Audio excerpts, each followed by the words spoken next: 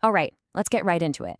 Today, we are cracking open one of the wildest books in modern conspiracy lore, Joseph P. Farrell's The SS Brotherhood of the Bell.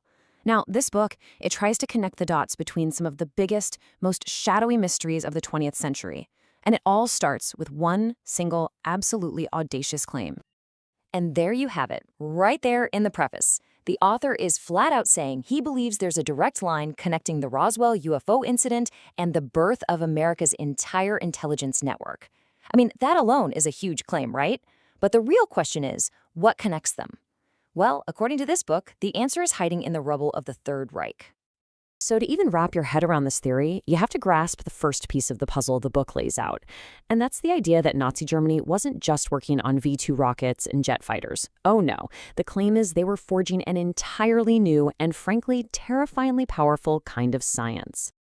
The way the author tells it, this was basically a secret war of physics. On one side, you had what the SS supposedly called Jewish physics, Einstein's relativity, stuff that was out in the open. But on the other side, they were secretly chasing something called scalar physics.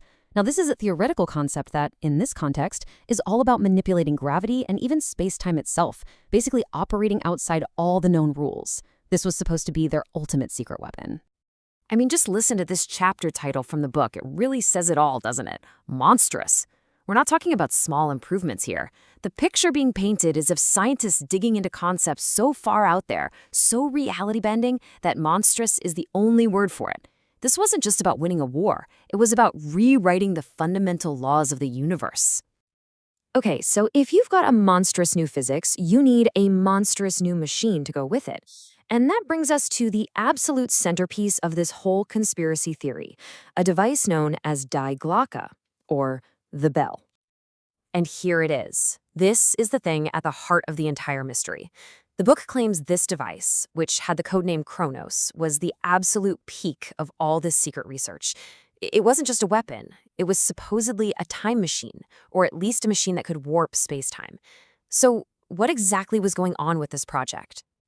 Well, the book describes this elite brotherhood of scientists and SS officers, all working on a device that used these crazy counter-rotating electromagnetic fields.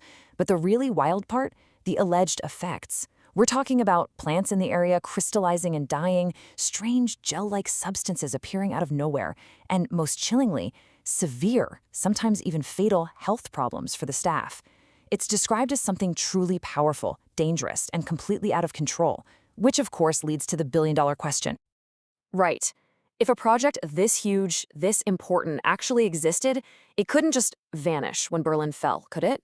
So what happened to the bell, its monstrous physics, and the secret brotherhood that built it? And this question is really the hinge on which the whole story turns. The author's argument is that the end of the war wasn't the end of the project at all. It was actually just the start of a new, even more secret phase.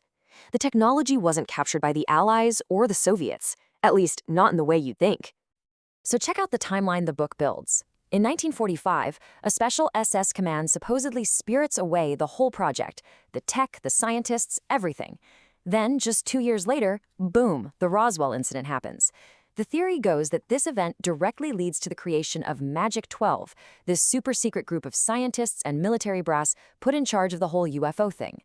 The claim is that the original Nazi project never stopped. It just went underground, operating from the shadows in different host countries.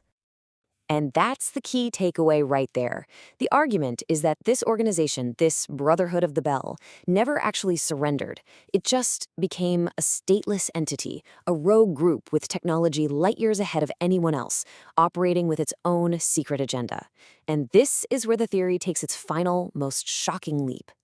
So now, the book tries to connect this secret post-Nazi organization and its monstrous physics to two of the most seismic events in American history, Roswell and the assassination of President John F. Kennedy.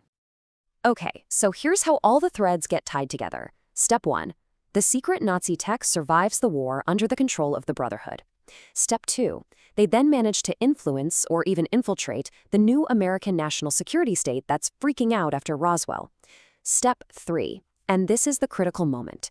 President Kennedy supposedly figures out this whole shadow structure exists and decides he's going to tear it all down. And that decision, the book claims, leads directly to step 4. The book's ultimate claim is that by threatening to expose the truth about UFOs, about secret technology, about this hidden power pulling the strings, J. Fig basically signed his own death warrant. In this version of events, the motive for the assassination wasn't the mafia or the Soviets or Cuba. No. It was the secret brotherhood and its allies, protecting what could be the biggest secret in all of human history. So in the end, we're left with the very question the author himself asks. Is all of this a possible hidden history? A secret thread that connects some of the darkest moments of the 20th century? Or is it just a massive exercise in paranoia?